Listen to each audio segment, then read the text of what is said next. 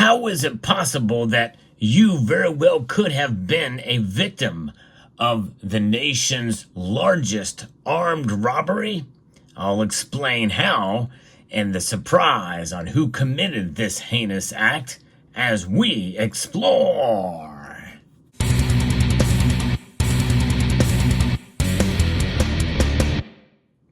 What you see before you here is an example of what was taken in the nation's largest heist, armed heist of valuables, which included cash, gold, and silver, and other valuables that were stored in a place that most thought was very secure. In fact, honestly, the way it sounds, I could have and very well would have stored some of my valuables there.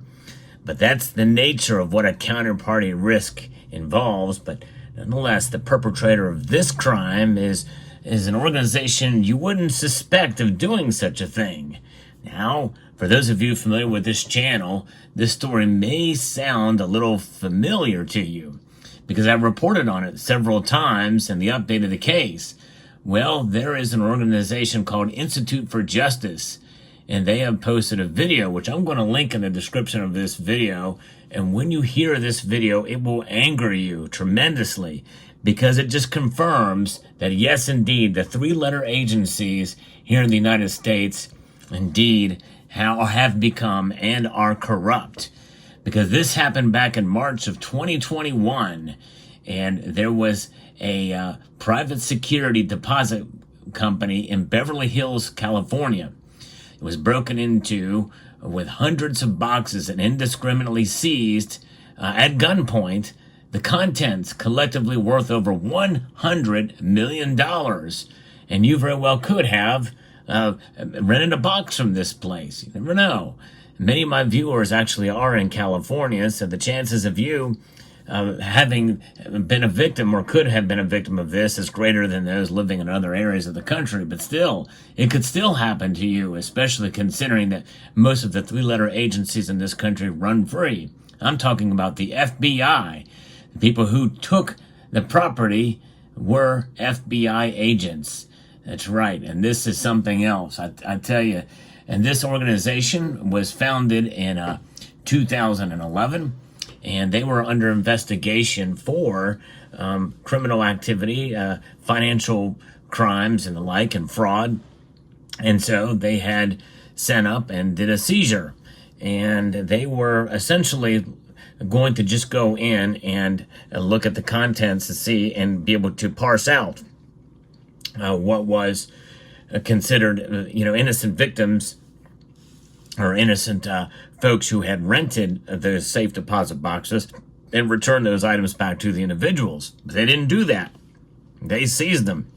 There was ownership information, according to this interview, tied to each one of those, and itemized items there that they have stored in those boxes.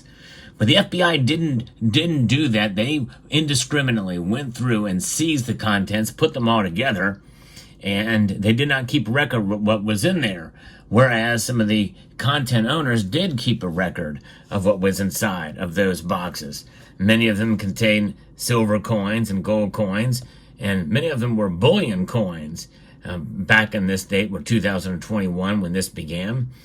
But they were just marked as various coins.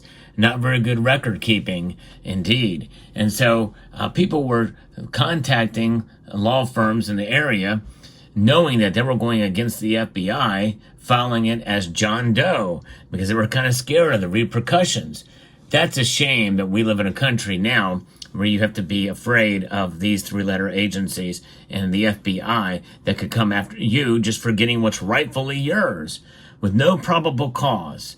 To get, just because, I don't know what the outcome, I think the case may still be pending. This interview wasn't really clear as to where it stands with this organization, because I think their clients are the innocent people who were the clients of the safe deposit box company. But so they're not representing them, they're representing the people who stored items there, which included gold and silver coins as well as cash. And you think about it, it's a good idea to store cash. to have cash even outside of the bank, especially nowadays with bank failures that we've been hearing about. Although, it's subsided a bit now, but you never know. I think it's always a good idea to have some cash on hand in a safe, secure place if you can. And some people feel, well, outside of the banking system, we'll use a security company. And some of these folks, they couldn't get safe deposit boxes at their bank. And this place allowed for 24/7 access because they had really high-tech security, which included, I think, a pupil scanner and the like, where people can go in after hours and get their items if they wanted. I think that's a pretty cool idea. Nonetheless, they were under investigation, this company was, and a lot of innocent people paid to the tune of $100 million worth of items stored there. You kind of roll the dice when it comes to storing in an off-site facility like that. There is that counterparty risk. You have to think about it. But how many people actually thought that the big risk would come from an agency that we're all supposed to trust, the FBI? But nonetheless, they were targeted, and their valuables were taken. Now, according to this interview, it did give an update on where things stand now, and they were able to fight to be able to get some of their items back, some of their money back, cash and the like, and the coins. But some of them, so the cash they got back, well, they didn't get it back until 2.5, 3 years later. Think about that. That's at a time when inflation was raging. They could not make that money work for themselves in order to fight inflation. To me, I feel like that the government should pay them back not only the cash, but what they lost because they couldn't take that money and protect themselves. And they could have at least got into a CD or a money market account or something to that effect. But they had no option because their cash was tied up with the government. I think they should be owed back interest. But here's the kicker. Some of the people that did get their cash back, some of the cash is still missing. And some of the coins and gold and silver coins are still being held or misplaced or tied in with other groups. They're all put together. Very poor record keeping by this FBI raid. And it is something else. The interview was quite eye-opening. Gold Chick shared it with me, and it was eye-opening to see this thing happen and how this organization is fighting for these people. And I'm glad there's organizations like Institute for Justice out there because I tell you, this is a travesty of justice at the greatest level. And it turns out, when you think about it, it really is the largest armed robbery in American history. And when you think what's involved, what do people do? They want anonymity, and that's really what it's about. And they had to sacrifice their anonymity in order to fight for their products back, for their goods for their cash, gold, silver, jewelry, ashes of dead loved ones, a number of different things. Some very personal items were in there. And you think about it, with if your name is out there in an affidavit, you've got coins, and you want to remain private, you set yourself to become potentially a target yet again in a different way. It's really a shame. And I tell you, it's really just, I don't know how else to describe it, but a travesty of justice. And I hope that a lawsuit is filed and they able to get everything back, plus damages. And there are damages that should and can be measured in this case. It's just remarkable what's going on in this country today, and it is a crying shame. Some of which occurred are things that were happening at a time when we broke free here on this July 4th week here, that we broke free from the United Kingdom, from Great Britain, with what had occurred there. So it's crazy. The largest armed robbery in American history by the Federal Bureau of Investigation. How sad is that? That's the world we live in, for sure. But how can you protect yourself? Well, I don't know about this organization. They were apparently part of the Chamber of Commerce in Beverly Hills and were fairly well respected, a 10-year-old company at the time of the seizure, but you never know what they could have been involved in. And it's probably good to know who you're doing business with. There's no question about that. But in some cases, if they're smart criminals, there may not be any way of knowing. In fact, just because they may be part of the community, upstanding, that could be a front. We've seen that happen time and time again with some crimes. People seem to be very, very upstanding and find out that they're criminals later on. And sometimes it's very difficult to know, but there is that counterparty risk.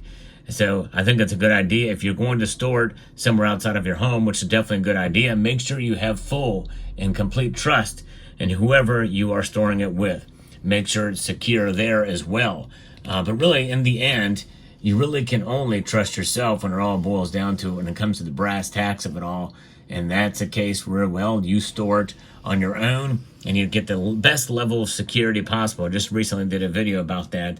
And you have to think, especially nowadays with Wi-Fi jammers and the like, if you're going to get a security camera set up, you want to be very, very careful with how you do it and have backups to backups that are hardwired, all kinds of different things in different ways to protect yourself.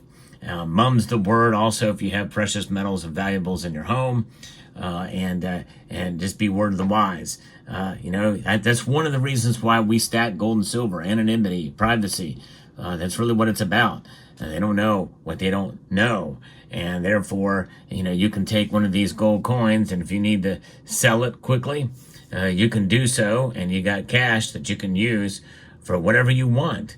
And you think about it, most of us that buy our gold and silver, we're using it with after-tax money. And we've already paid taxes on it, and most states will have tax exemptions above a certain amount. But a coin like this, in some states, you'd still be paying taxes on a fractional gold coin. And so therefore, you shouldn't be penalized when you go to sell it either.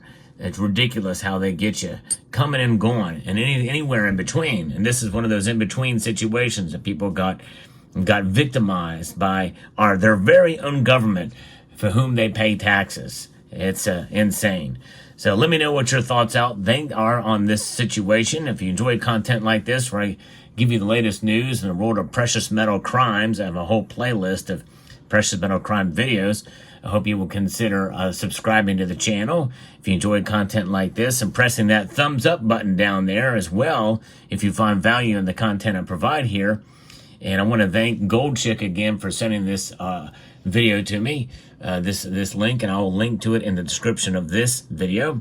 So I'd like to extend a multitude of gratitude to you all and encourage you to please rate, share, comment, and subscribe.